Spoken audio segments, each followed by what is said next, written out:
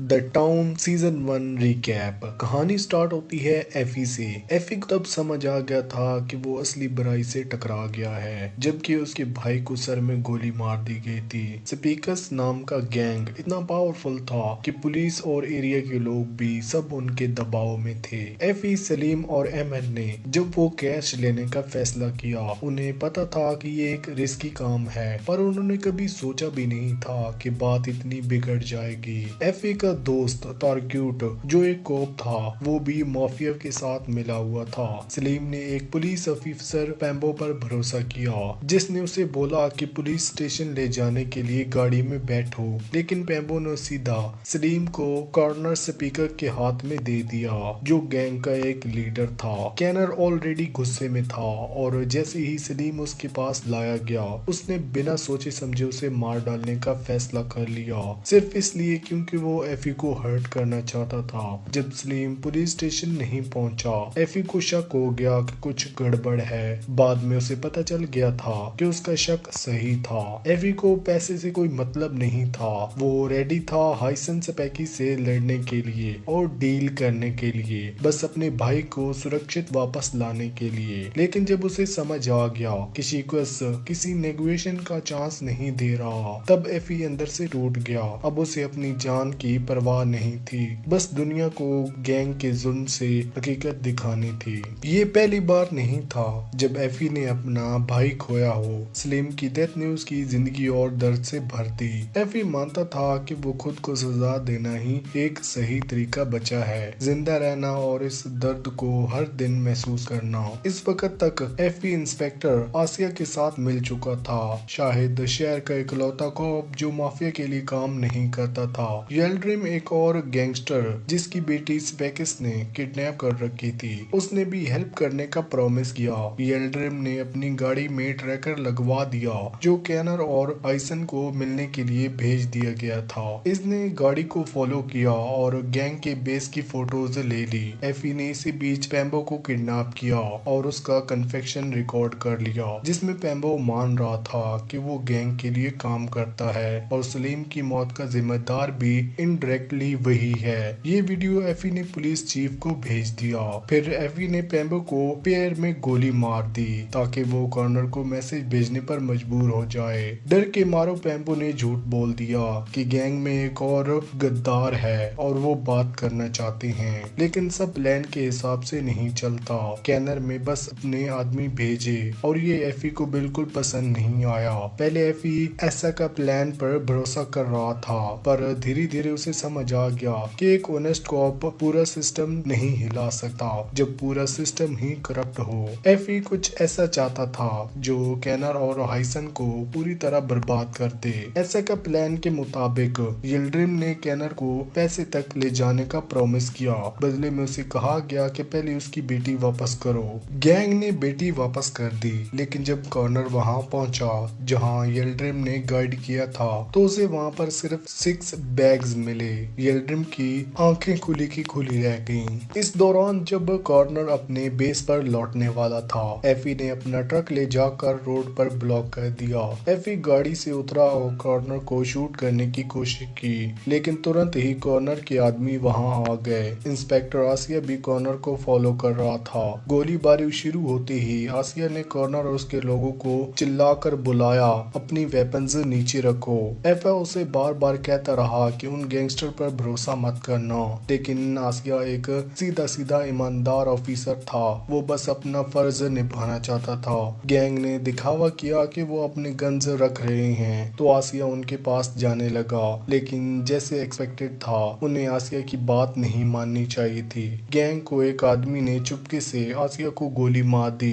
और ये बात एफा के लिए बिल्कुल भी काफी नहीं थी अपना सारा गुस्सा निकालने के लिए। एफा बिना डरे आगे बढ़ा और उन पर नॉन स्टॉप फायर किया, लेकिन कुछ ही देर में उनकी बुलेट्स खत्म हो गई। कॉर्नर के चेहरे पर एक सीधी मुस्कान आ गई। वो बस इस पल का इंतजार कर रहा था जब वो उस कॉमन आदमी से बदला ले सके जो उनके रास्ते में खड़ा हो गया था। द टाउन के एंडिंग में जैसे ही कॉर्नर एफी को गोली मारने लगा, एफी ने उसे पहले ही एक गन दे दी थी और कहा था कि सलीम वाली इंसिडेंट के बाद उसे हमेशा अपने पास रखो। वो गन अब अब काम आई। बीजीएम ने कॉर्नर को गोली मार दी, उस आदमी को जिसने उसे के हस्बैंड को कत्ल किया था। आसिया जिंदा था लेकिन जख्मी।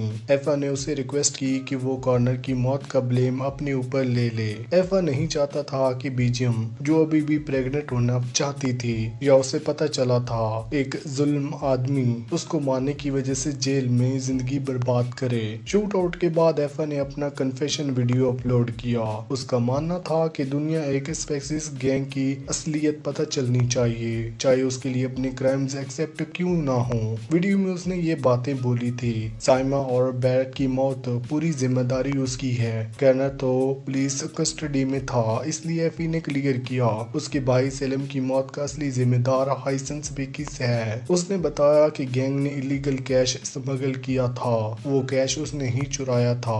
एफी ने ये भी खुलकर बोला कि पुलिस माफिया के साथ मिलकर काम कर रही है। उसने स्पेशली बताया कि फोर्ट उसका पुलिस हेड ने सेलिम को माफिया के हवाले किया था, और ऑफिसर पेम्बो का कन्फेशन भी रिकॉर्ड पर है जिसमें वो मानता है कि वो गैंग के लिए काम करता है। एफी ने खुद पुलिस के हवाले इसलिए नहीं किया क्योंकि उसे डर था कि वो उसे चुप कराएंगे, इसलिए उसने सोचा कि वीडियो का सोशल मीडिया पर डालने से कुछ बड़ा असर होगा। पुलिस के पास जाने का मतलब होता कि वो माफिया के लिए काम करते हैं और पुलिस उन्हें अपने कब्जे में ले लेती अपना मतलब पूरा करने के लिए। वीडियो के एंड में एफी बिल्कुल बिना डरे कहा कि वो हाइसन का सारा पैसा चुरा कर भाग जाएगा, क्योंकि उसके हिसाब से हाइसन जैसे अमीर और ताकतवर लोग उनसे बदला लेने का एक ही तरीका है, उन्हीं के वेपन्स, उन्हीं के पैसों का इस्तेमाल उन्हीं के खिलाफ करना।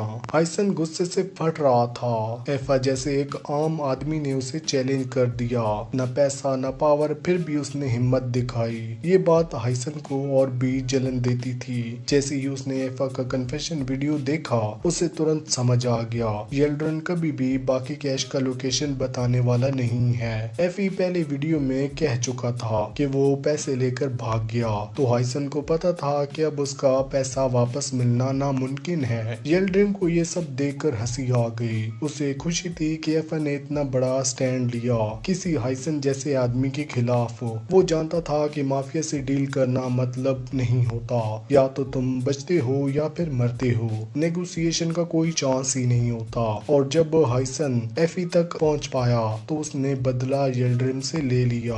द टाउन के एंडिंग में हाइसन येल्ड्रिम को गोली मार देती है। अपनी आखिरी पलों में येल्ड्रिम सच बस अपनी बेटी की तरफ होती है। उसे लगता है कि वो अच्छा बाप नहीं बन पाया, पर फिर भी उसे उम्मीद थी कि उसकी बेटी उसे माफ कर देगी। हाइसन ने नेगोशिएशन के वक्त येल्ड्रिम की बेटी को तो वापस कर दिया, पर जब वो अपने बाप का इंतजार कर रही थी, उसे सिर्फ एक बैग कैश का मिला। एफी जानता था कि पैसा किसी का दर्द नहीं मिटाता, पर फिर भी उसे उम्मीद थी कि येल्ड्रिम की बेटी अपनी जिंदगी इस पैसे से सुधार पाएगी। येल्ड्रिम ने अपनी बेटी की फ्यूचर के लिए जान दांव पर लगाई थी, इसलिए एफा ने अपने हिस्सा उसके लिए छोड़ दिया। वो बैग गिराकर अपनी कार से वहां चला गया। एफा का कन्फेशन वीडियो वायरल हो चुका था, काफी लोगों ने उसे देख लिया था और हजारों से ज्यादा रीट्वीट्स हो चुके थे। एफा का प्लान सक्सेसफुल रहा। टर्की के लोगों को अब स्पीकिस गैंग के जुल्म की पूरी सच्चाई पता चल गई थी, लेकिन क्या इसका मतलब है कि माफिया को सजा मिल पाएगी? उम्मीद तो है। एफा ने अपना काम कर दिया, उसने गैंग के क्राइम एक्सपोज किए और ये दिखाया कि पूरा सिस्टम कैसे उसकी मदद करता रहा। अगर अब भी कुछ ऑनेस्ट ऑफिसर और सरकारी लोग सिस्टम में बचे होंगे तो वो प्रेशर डालकर हाइसन को अरेस्ट करवा सकते हैं। पब्लिक तो एफा के साथ ही थी। ज्यादातर लोग गैंग के बारे में जानते थे, लेकिन बोलने की हिम्मत किसी में भी नहीं थी। अब जब एक आम आदमी ने आवाज उठाई है, लोग ये इशू को चुप नहीं होने देंगे। कॉमन लोग सरकार पर प्रेशर डालते रहेंगे कि गैंग को खत्म करो। हाइसन के पास अब बचने का कोई रास्ता नहीं बचा, न पैसा काम आएगा न पावर, और वो इलीगल तरीके से मुल्क से भागने की कोशिश करेगा तो सरकार पर ब्लेम आएगा और पब्लिक का गुस्सा और तेज हो जाएगा। मतलब बात सीधी है, अब हाइसन और उसकी गैंग के लिए एस्केप करने का कोई रास्ता नहीं है। एंड में हम देखते हैं कि एफी, अहमद, बीजेम और जैनब शहर से भाग निकलते हैं, सारे कैश के बैग के लेकर। सलीम का गम कभी भी कम नहीं होगा, पर फिर भी उसके दिल दिल में थोड़ी सी उम्मीद थी एक नई जिंदगी की। कभी कभी उन्होंने सोचा था कि पैसे छोड़ देने चाहिए, पर आखिर में उन्होंने उसका एक हिस्सा संभाल लिया। उन्हें समझ आ गया था कि दुनिया इतनी सिंपल नहीं है। हवाले हो जाने से उसकी प्रॉब्लम का सलूशन नहीं था, क्योंकि पूरा सिस्टम ही करप्ट था। एफा अहमद और बेगम अपने पास्ट डिसीजन का दर्द महसूस करते थे। वो जानते थे कि उसने गलतियां की हैं और इससे गिल्ट के साथ जीना ही उनके लिए एक तरह की सजा थी। सलीम जिंदा तो यही चाहता कि वो एक सब नई शुरुआत करें। आखिर में वो बड़े लोग नहीं थे, बस मुश्किल वक्त में उन्होंने गलत डिसीजन ले लिए थे। इसके साथ ये सीरीज यहीं पर एंड होती है। आपको कौन सी मूवी या फिर वेब सीरीज का एक्सप्लेनेशन चाहिए, हमें कमेंट सेक्शन में जरूर बताना। वीडियो अच्छी लगी हो तो वीडियो को लाइक करके चैनल को सब्सक्राइब लाजमी करना। Thanks for watching.